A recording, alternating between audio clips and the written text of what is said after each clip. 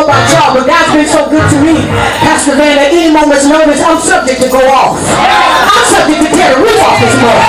I'm subject to dig a hole in the window. But y'all ain't know when I was crazy, he gave me my mind back. See, it's something that had me away. I see people walking down the street San Francisco every day, crazy, out of their mind. They ain't always been there, but now they crazy. And the fact that God picked me back my mind, because I lost it. Y'all said Spartan, Washington, y'all ain't never been crazy. So we can check y'all mind, y'all. I may need to move out here. I went to the Golden Gate Bridge. I didn't go to the Golden Gate Bridge to sightsee. I went to jump, brother. Right before I jumped, the Holy Ghost said, don't you do it, don't you do it, don't you do it. I got promise over your life. I got a plan for your life. Why don't you ever say, God got a plan for you? God got a plan for you. Don't you let the devil kill you. Don't you let the devil kill you. Don't you let the devil kill you. God got a plan for you.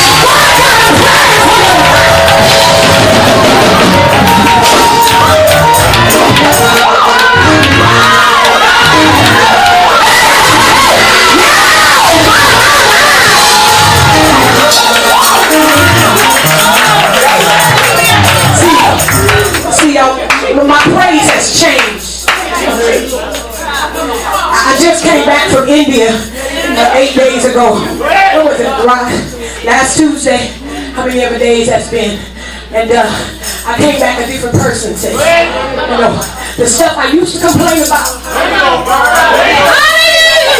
So the stuff that used to matter to me. About worrying about getting your hair did, nails did, everything did.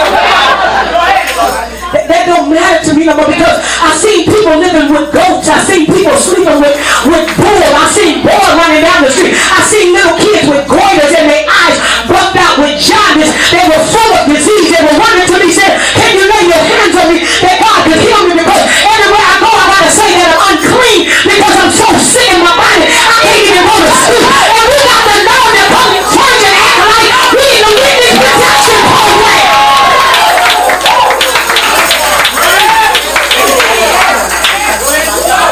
Act like God ain't done nothing for us. Act like I look strange because I praise Him till I sweat. But if you been where I've been, you would do what I do. If you went through what I went through, you'd be praising Him louder than me. Look at your neighbor and say, you got your Lord, you got your Lord, you got your Lord.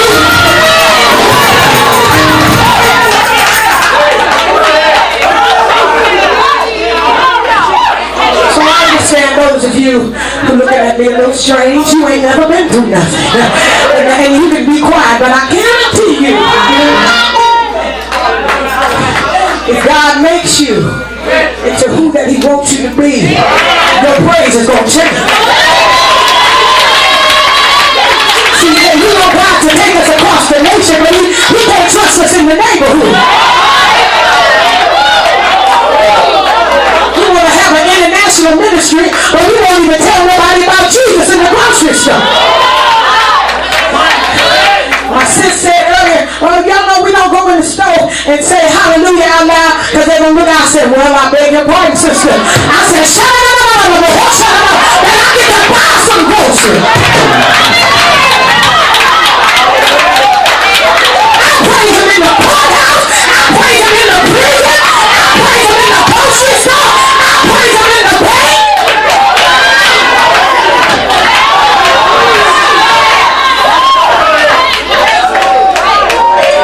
Be seated. We must move on.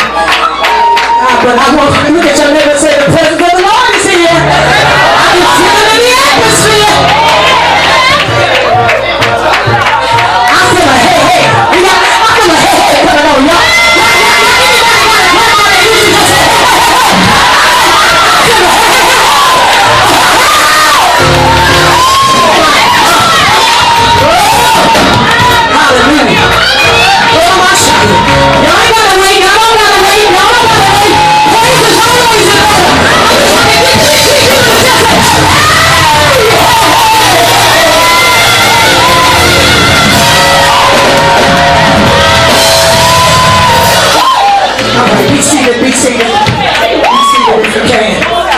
presence of the Lord. We honor the Lord tonight.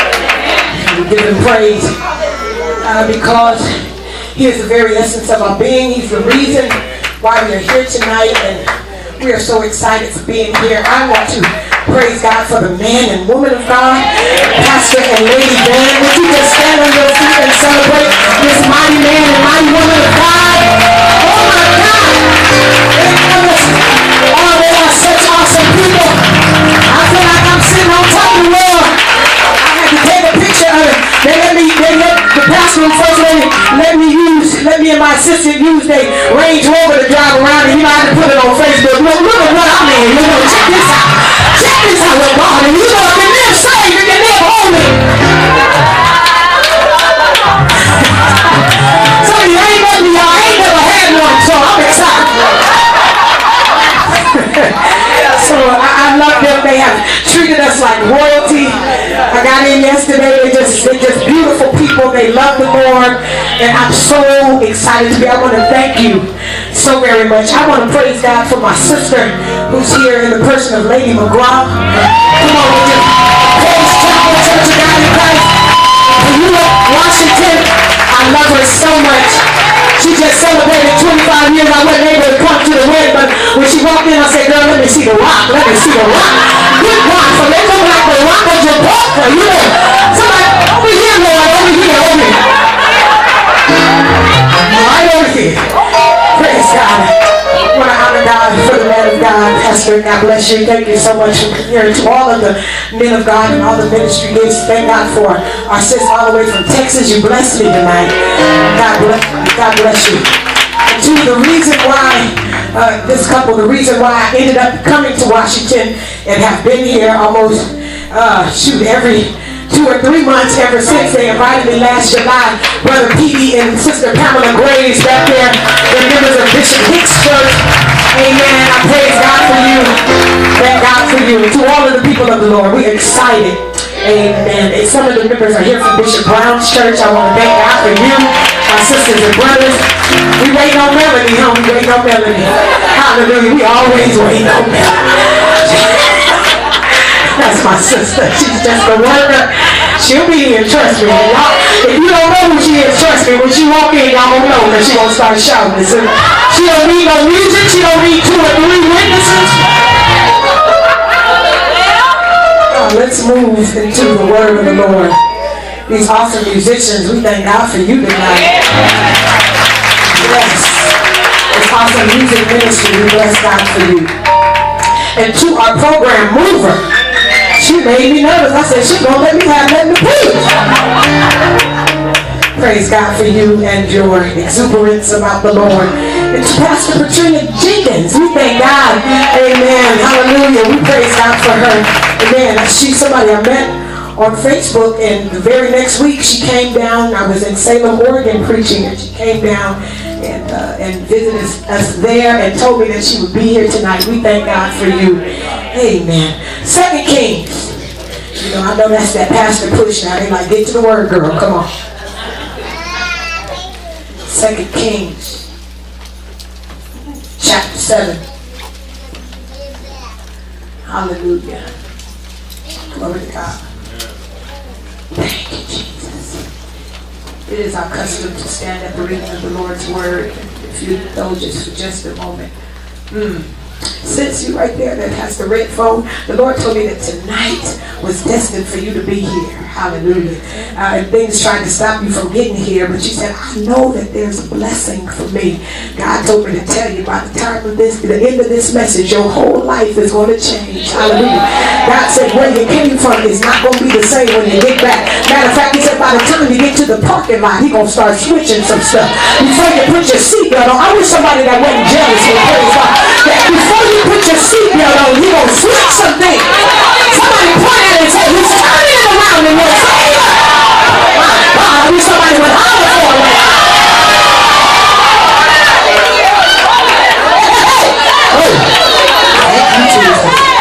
Thank you, Jesus. I bring you greetings from the Abundant Remnant Church of God in Christ in San Francisco, where my bishop is the Bishop W.W. Hamilton. He just retired from the general board of the Church of God in Christ all across the world. And the reason why, because some of y'all say, how can a cultured girl be a pastor? Somebody say she got special circumstances.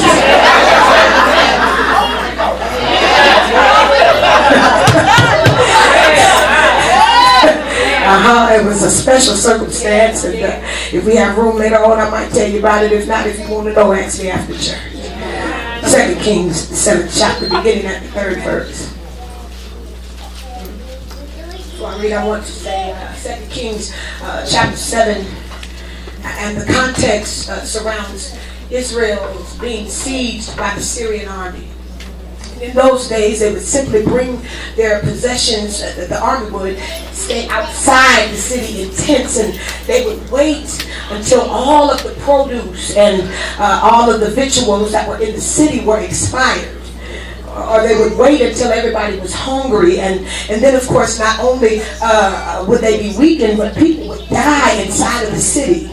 And then the city would capitulate to the army that is sieging on the outside of the city.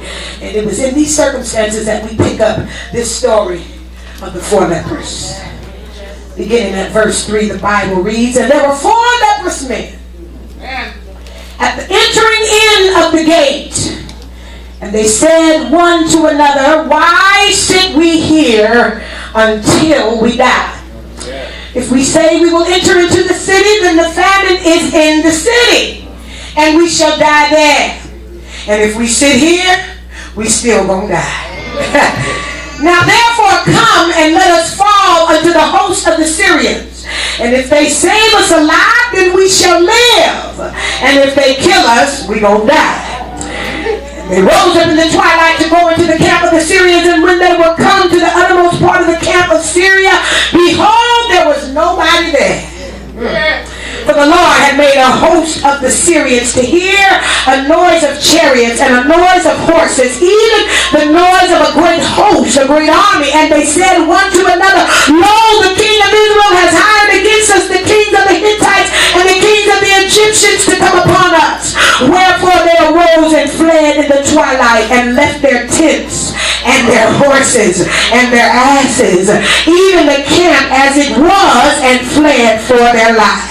Last verse, verse 8. And when these lepers came to the uttermost part of the camp, they went into one tent, and they ate and drank, and carried thence silver and gold and raiment, and went and hid it, and came again, and entered into another tent, and carried thence also, and went and hid it. Close your Bibles and look at your neighbor real good, eyeball to eyeball, and just say these words. Neighbor, the time has come to bust a move.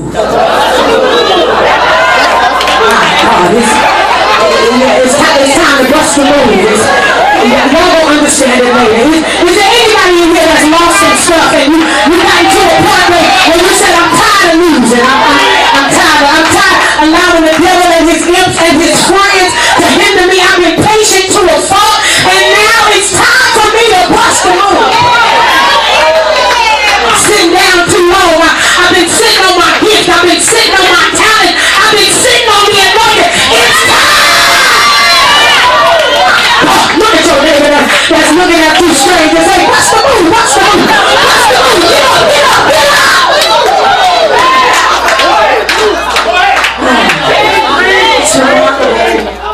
It's remarkable where faith is found. And it further convinces me that faith is not contingent on who you are. Amen. Or where you are. Amen. Or what you have, because if that were so, then faith would only be for the strength of the privileged. And people who were disenfranchised or who were underprivileged would have no faith. And it's actually interesting to understand that faith is the thing that connects us to God. Our spirit to His spirit. Through the Word of God. And faith literally has nothing to do with your circumstance. It has nothing to do with your finances. It has nothing to do with your background. It has nothing to do with any of that. Because faith simply that mandatory entity that connects you and me to God. In the same way that my senses operate to connect me to my world is the same way that faith connects me to God. Amen. So if you were to take away my hearing, if you were to take away, Jeremiah, if you were to take away my eyes, my nose, you would have completely obliterated my ability to operate in this world. I could have powerful legs, I could have a great big hands, but if I had no sensual perception, of course I would not be connected to my environment. Not in any way whatsoever. I cannot, however, take my sensuality